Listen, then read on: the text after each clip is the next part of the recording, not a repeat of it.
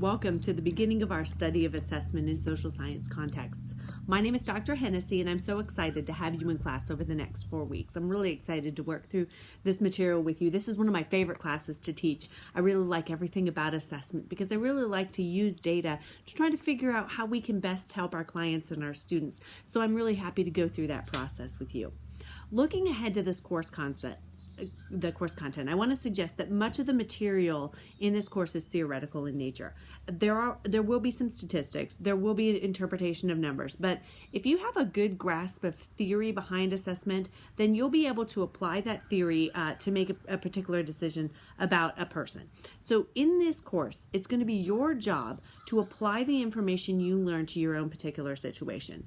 There are a number of people in this course, and so it's really hard for me to be able to come up with practical ideas and examples for every person's interests. So I'm going to try to keep my examples general in the fields of counseling and education, which are the two groups of people who take this course. So you'll have to probably do a little bit of extrapolation to try to fit those examples with your own particular contexts. Now, I'll try my best to incorporate your interests in this, but in some cases it just won't be possible because there are so many people in the class. So this first unit will be organized into 4 different sections. The first of which is basic definitions. Then we'll talk about assessment history, which is an optional section, and then statistics and scoring metrics. So let's talk about basic definitions first. In the first section of this unit, the basic definitions that I give you will be ones that we'll use throughout the entire class. Some of them will be used more frequently than others, but most of them you'll have heard before. Now, some of them you will have heard will be completely incorrect. So a lot of people conflate terms, particularly those of assessment, measurement, and evaluation. I want you to pay particular close attention to the definitions of some of these words because they are the standard assessment type definitions and not what we think about in everyday use. Now, also know that the definitions we'll talk about here in this basic definitions section are not even close to all of the definitions that we'll talk about even throughout the course, and definitely not all of the definitions that you'll see in an assessment context. Some of them we will not fully explain in this first section, and the reason is because we'll get into them a lot more later in the course. But most of them will be explained well enough that you'll be able to understand what we're talking about. Now, after discussing the terms, we'll then talk about the psychometric process. Now, we'll be talking about the psychometric process throughout the entirety of the course. So some of the things that we'll talk about, such as reliability and validity, in this basic definition section, I'll only give you the quick and dirty definitions for them because we'll be talking about them a lot later on in the course. We'll then end our investigation of basic definitions with the types of decisions that we use to make decisions about individuals. So there are decisions based upon whether or not you're using criterion interpretations, whether or not you're using norm interpretations. I want to suggest that the test itself does not give you the interpretation that you should use. Those are some things that we put onto the interpretation of test scores a little bit later. So that brief definition, and there are lots more definitions in there, this brief kind of overview of some of the definitions in assessment will be very important as we work through the course. After that, there are some readings on assessment history. Now, these are optional in nature, but I always think it's a good idea when we're studying any content to get a little bit of historical knowledge.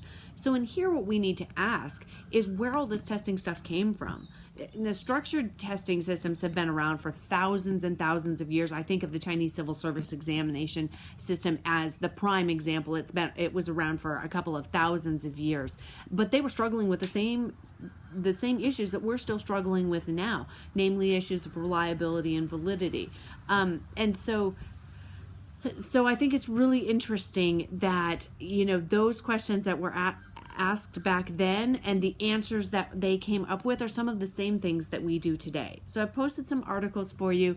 Again, they're optional in nature, but they're really interesting. So I encourage you to look at those history articles. You won't have any homework or any assignments over them, though. They're just really interesting, I think. After that, we'll talk about descriptive statistics. Now, some of the individuals in this class have taken statistics classes before, maybe quite a lot of them. Some of the individuals in this class have never seen statistics in their lives. I want to reassure you that this is not a statistics class. Yes, you will need to calculate some things. Yes, you will need to interpret information and interpret numbers, but it's not a statistics class. So the basic definitions that we talk about in here are such as, definitions of central tendency, definitions and ways to calculate variability. You won't need to calculate too many of them throughout the course, but I think it's a good idea to see where these come from. And so I've given you some appendices that you can look at so you can see how the calculations are done. You won't have to calculate things like a standard deviation, but if you don't know where it's come from, then scaling metrics a little bit later are a lot harder to interpret because you don't know what a standard deviation is. So if you have taken statistics classes in the past, this is really your descriptive statistics in a nutshell. Not even all the theory behind it, but just really the kind of quick and dirty descriptive statistics. If you've never taken statistics classes before, I encourage you to spend some time with that section. We'll also talk about distributions and correlation and things like that in there. Most of the things, though, that you see in this descriptive statistics section are not things that you will have to calculate yourself. They're things that I will give you, but I want you to understand where they come from. After that, though, the last section of this unit is the section on scaling metrics. And this is where we really get into some of what we do in assessment. Now, it seems like there's a lot of reading in the scaling metrics section of this unit. You'll find a chapter, you'll find a couple of articles that I have adapted from a couple of online sources. I can't remember if I put the references there. I'll have to check that. So I think those are really good sources, though, so I want you to spend some time with them. If you know about z-scores and things, if you've taken statistics classes before, this will be a little bit easier for you. But this is really where we get into the actual testing stuff. So what I mean by that is we'll learn what a score is. We'll learn what score interpretations are. We'll learn criterion referenced interpretations. We'll learn norm referenced interpretations. And when we talk about scaling metrics, we'll learn how those scales are built so that you can interpret the scores and make decisions about people. The people that you have collected the data from. This is where the terms assessment, measurement, and evaluation will really come in and be important, because a lot of people, and you see it all over the news, people conflate measurement and assessment and evaluation all the time. They're very different terms. And so we really need to think about the fact that a test score is only a score, but we as test users put an interpretation onto that score, and that's called the evaluation component. So the test score itself doesn't really have any inherent meaning until we interpret it. This section on scaling metrics will help you determine how to interpret those. Now, what we'll talk about mostly in here, at least in this course, is norm referenced assessment interpretations.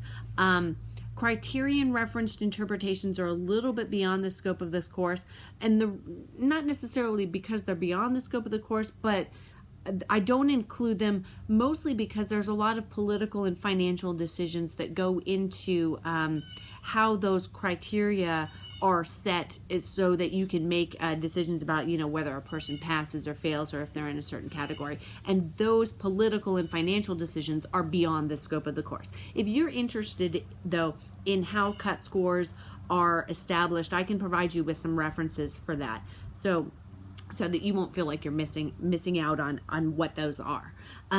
So that's what we'll talk about in the first unit. And I hope you enjoy it. I really like this kind of stuff. I think it's fascinating. Again, this is kind of overview stuff, but if we don't really have a good basis for an overview altogether, then the rest of the course is really difficult. So please make sure that you do a good job in learning the definitions, and if you have problems, I'm always here to help you, particularly those of you who have not taken statistics classes before. This might seem like a bit of a foreign language to you, and I know it's a summer class, so things go pretty quickly in a summer class. So I don't want you to feel like you're falling behind in this class. So please don't hesitate to contact me. I'm always available for you. I have online office hours on Tuesdays and Thursdays in the evenings because I have little kids and so they have to go to bed. and I'll do office hours after that. But I'm generally available via email also, and I will check my email throughout the day so that I can make sure to answer your questions when you have them, so that you don't feel like you're kind of stuck in a place. I'll try to answer those questions as quickly as you have them, as quickly as I can. So I hope you enjoy this section. I hope you enjoy the class. I'm looking forward to being in the class with you, struggling through it with you. Hopefully we can gain some real practical knowledge and have a good time learning about assessment in this summer section.